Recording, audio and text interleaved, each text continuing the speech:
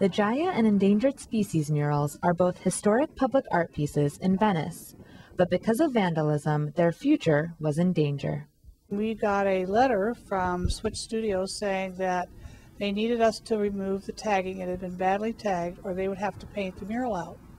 With the help of the city and individual sponsors, the Venice Arts Council was able to raise money and restore the two murals, but the threat of vandalism still exists, especially for murals.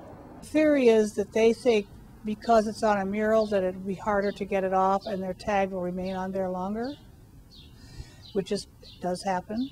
Some believe more space for graffiti art might help. It's deep in our DNA to want to express ourselves through art in a public space, and if you don't allow, sanctioned spaces, then, let's not be surprised when it goes up unsanctioned. Councilman Bill Rosendahl, who donated to the fund, agrees.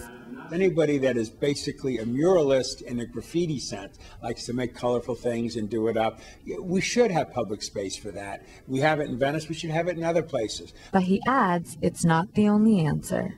I'm afraid most of the graffiti you and I experience is not related to art as much as it's related to the gang mentality. Public art expert Carol Levy believes vandalism is self-expression gone wrong. Expression of this youth has been erased. Consequently, they're seeking ways to make their mark.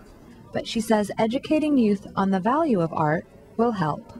The more we can put that educational value back into the arts, into the schools, the less we're going to see this act out in public space as vandalism.